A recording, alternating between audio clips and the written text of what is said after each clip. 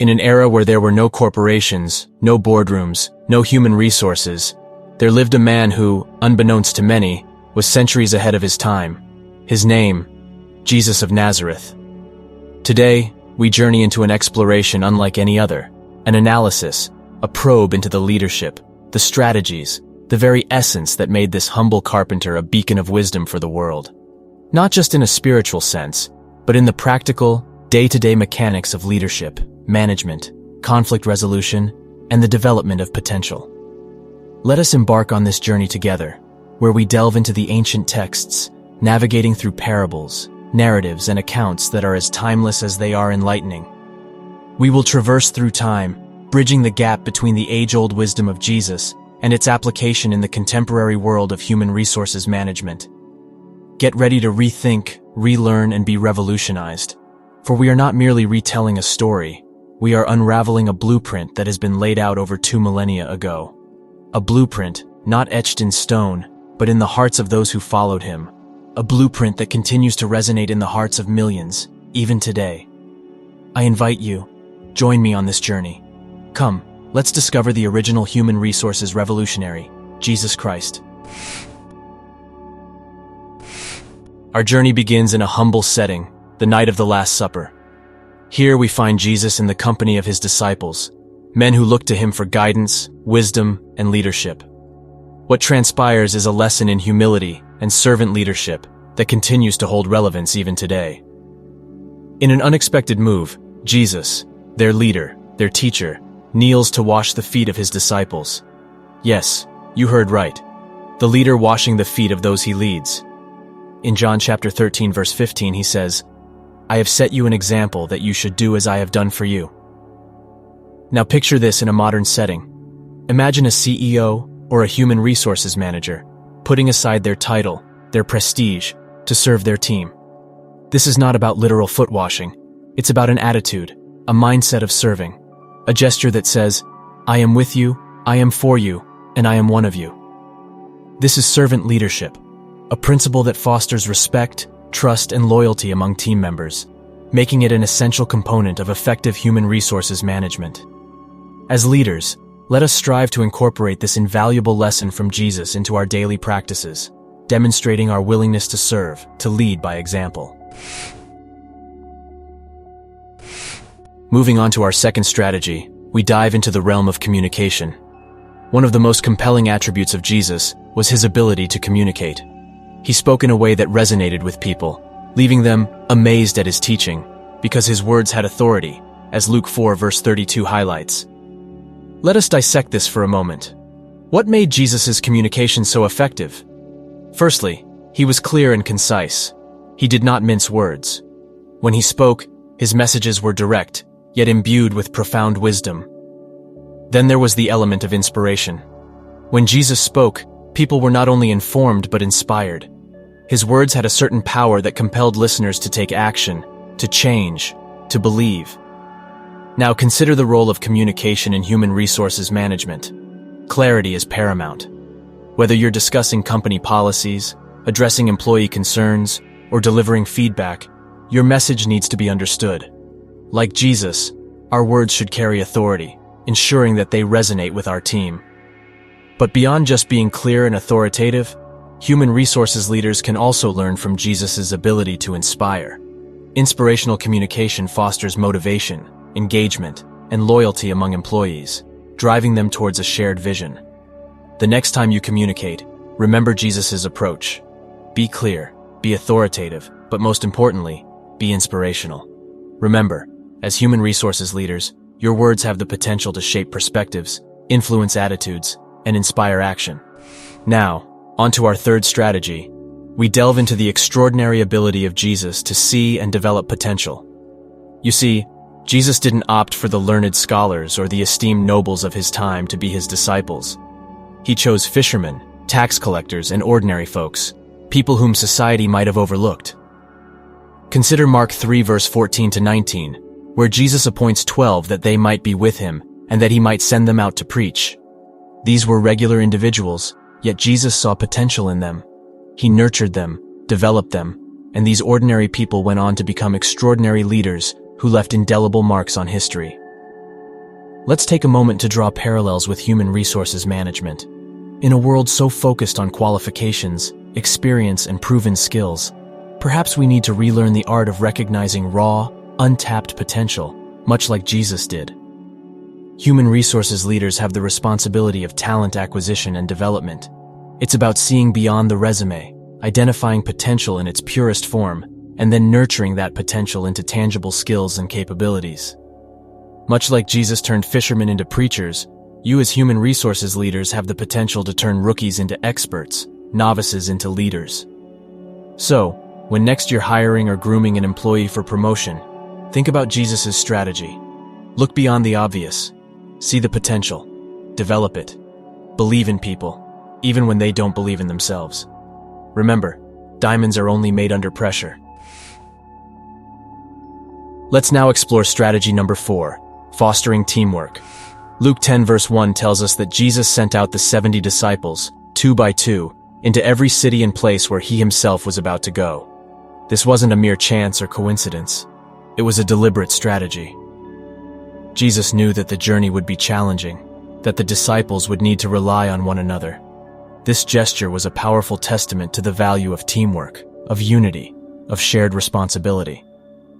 In the world of human resources management, fostering this kind of collaborative environment can be pivotal. It's about creating a culture where employees work together, share ideas, support each other, and strive for a common goal. Strong teams can drive innovation, improve problem-solving, and significantly boost productivity. So remember, just as Jesus sent his disciples out in pairs, encourage collaboration within your organization. Now let's transition to strategy number 5, conflict resolution. In Matthew 18 verse 15 to 17, Jesus lays out a clear protocol for conflict resolution. First, address the issue privately between you and the offender. If that doesn't work, involve one or two more. If the issue still remains, bring it before the church. Human resources managers often find themselves in the role of mediators. And Jesus' model of conflict resolution? It's remarkably relevant today. Start with a private conversation, escalate only when necessary, and strive for resolution rather than assigning blame. Conflict is inevitable where people coexist, be it in the 1st century Middle East or a 21st century organization. But by adopting Jesus' strategies, we can transform these conflicts into opportunities for growth and increased understanding. Now let's delve deeper into our 5th strategy, conflict resolution. As we navigate through the text of Matthew 18 verse 15 to 17, we are met with profound wisdom from Jesus on managing conflict. Jesus didn't shy away from conflict. Rather, he taught his disciples a simple yet powerful 3-step process. Begin privately, then escalate only when necessary. His approach was direct, compassionate, and ultimately, transformative. In the realm of human resources, conflict is as inevitable as change. Different personalities, viewpoints, and working styles all merging in one place, an organization. It can spark creativity, yes, but it can also brew discord. A critical role of human resources management is maintaining harmony, ensuring that conflicts become opportunities for growth, not obstacles. Following Jesus' model, it's about fostering an environment of open communication, where issues are dealt with directly and honestly. Imagine an organization where conflicts don't simmer under the surface, but are addressed head-on, with empathy and respect. That's the kind of workplace people want to be a part of, the kind of workplace where people thrive. By embracing Jesus' approach to conflict resolution, we're not just managing people, but leading them towards a more harmonious, productive, and fulfilling work experience. So, as we move to the next strategy, keep this in mind. Our aim is not just to manage people, but to shepherd them, just as Jesus did, through all the challenges and opportunities that come our way. We now embark on our 6th strategy, valuing every member. This is inspired by Jesus' parable of the lost sheep, found in Luke 15 verse 4 to 7. Imagine a shepherd who has 100 sheep and loses one. Jesus paints this vivid picture, telling us that the shepherd would leave the 99 in search of the one. When he finds it, he rejoices more for that one sheep than for the 99 that were never lost. In the context of human resources, every member of the team matters. Just like the shepherd, an exceptional human resources leader recognizes the unique value each individual brings to the team. They foster a culture where everyone, from the intern to the CEO, feels seen, heard, and most importantly, valued. Think about it. How do we feel when we know we're valued? We're more committed, more engaged, more inspired to contribute our best. And that's the kind of environment that fuels innovation, productivity, and overall organizational success. By honoring each employee's unique contributions, we not only uplift them personally, but also set a standard. A standard that tells every member, you matter, your work matters. Here we borrow a leaf from Jesus, acknowledging that every member of the team has a pivotal role to play in the grand scheme of the organization. Their individual successes feed into the collective success. And so, with this in mind, we're not just creating a workplace. We're cultivating a thriving ecosystem where each member is valued.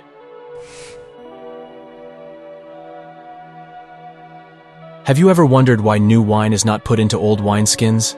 Our seventh strategy, adaptability and flexibility, is drawn from Jesus' teachings in Mark 2, verse 22. He said, "No one pours new wine into old wineskins. Otherwise, the wine will burst the skins, and both the wine and the wineskins will be ruined. No, they pour new wine into new wineskins." In our dynamic world, change is inevitable. Technological advancements, market trends, customer expectations, even global pandemics. These constant shifts demand that we, just like the new wineskins, remain adaptable and flexible.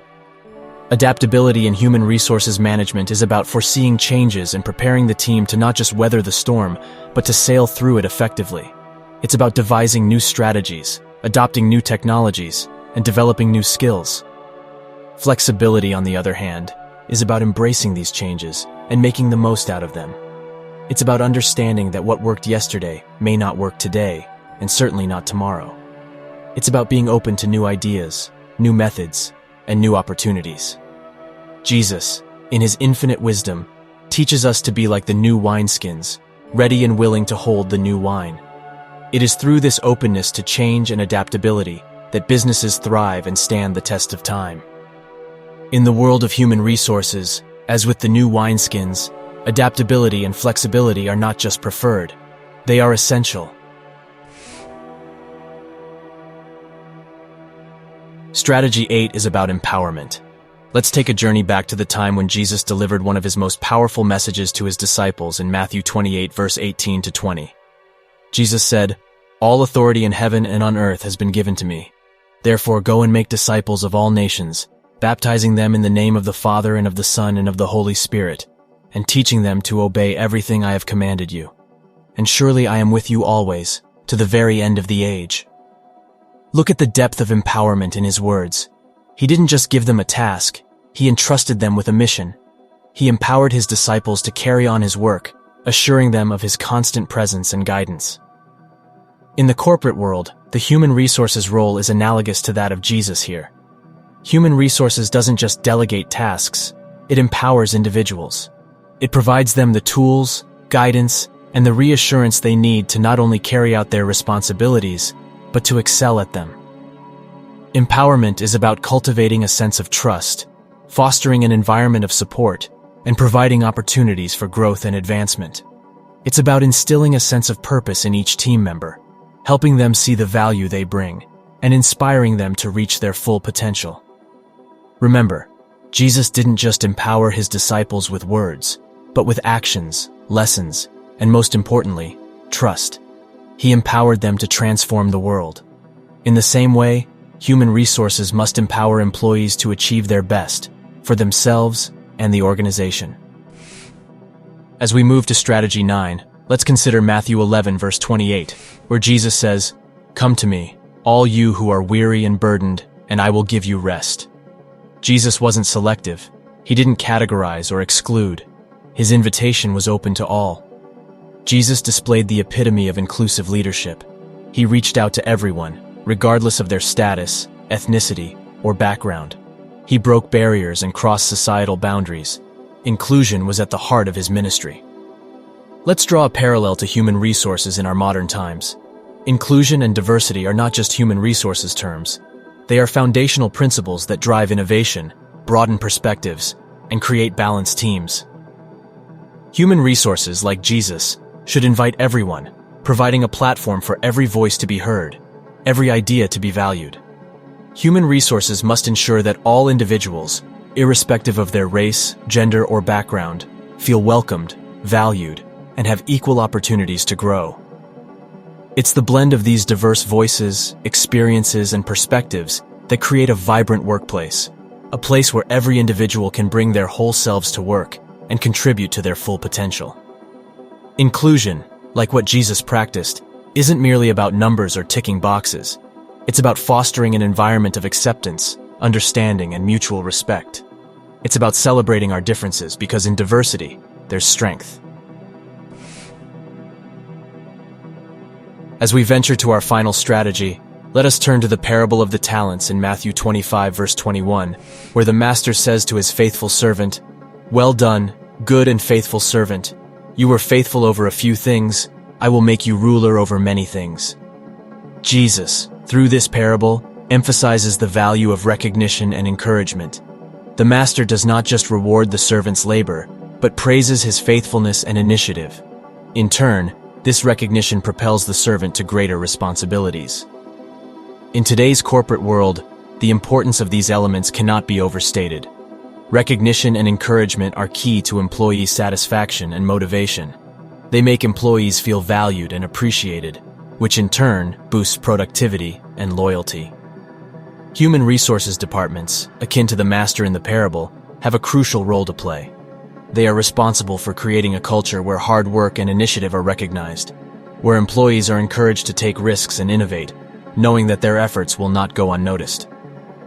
Whether it's a sincere thank you at the end of a meeting, a handwritten note of appreciation, or a formal award for excellence, these gestures of recognition can have a profound impact on an employee's morale. Jesus knew the power of encouragement and recognition, and we see it too in every successful organization today. The task of human resources is to ensure these practices are integral to the company culture. As we journey to the end of this enlightening exploration, let's take a moment to recap the 10 timeless strategies we've gleaned from Jesus' life and teachings. 1. Lead by example. Just as Jesus washed his disciples' feet, so must we be prepared to step into the shoes of those we manage, leading not from a pedestal, but from the trenches. 2. Effective communication. Jesus was known for his impactful parables, his clear and concise messages. His example guides us in honing our communication skills, vital in every human resource department. 3. Developing potential. Jesus saw potential in everyone, even humble fishermen, reminding us of our role in talent acquisition and development. 4. Encourage teamwork. Jesus sent his disciples out in pairs, teaching us the significance of fostering collaboration and unity within our teams. 5. Conflict resolution. Jesus didn't shy away from addressing issues, teaching us to deal with conflicts directly and honestly to maintain harmony in the workplace. 6. Valuing every member. Much like Jesus' parable of the lost sheep, each team member plays a crucial role in our organization. We are reminded to foster a culture where everyone feels valued. 7. Adaptability and flexibility. Jesus' teaching of new wineskins embodies the need for adaptability and flexibility in our human resource practices, enabling us to move with changing times. 8. Empowerment. Just as Jesus empowered his disciples, our role in human resource is to empower our team members, equipping them to grow, evolve, and succeed. 9. Inclusive leadership. Jesus welcomed everyone, urging us to promote diversity and inclusion within our teams, creating an environment where everyone can thrive. 10. Encouragement and recognition. Jesus acknowledged the efforts of his followers, highlighting the essential need for us to recognize and appreciate our team's endeavors. These strategies, drawn from a time and place far removed from ours, remain as relevant and revolutionary today as they were 2,000 years ago. They form the foundation of a human-centered approach, where every team member feels seen, heard, and valued. Today, we have seen how Jesus, a carpenter from Nazareth, a teacher, a guide, revolutionized HR practices long before they even existed. His life and teachings provide an enduring blueprint for managing, inspiring, and leading people, something we all can learn from, regardless of our faith. In our roles in human resource, as leaders, as part of an organization, Let's strive to apply these strategies.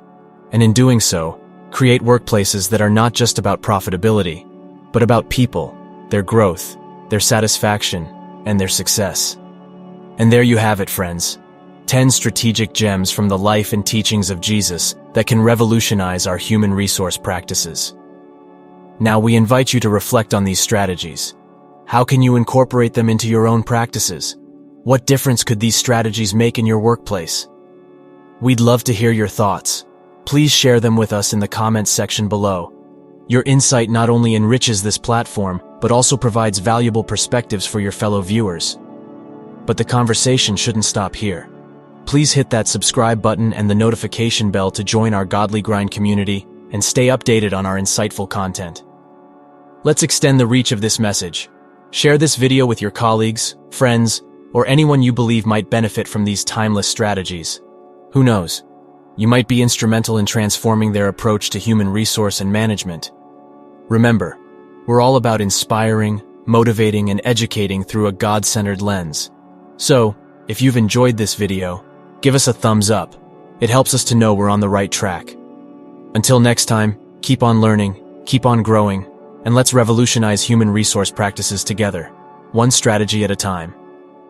GodlyGrind, your guide to God-centered personal and professional growth. Thanks for watching.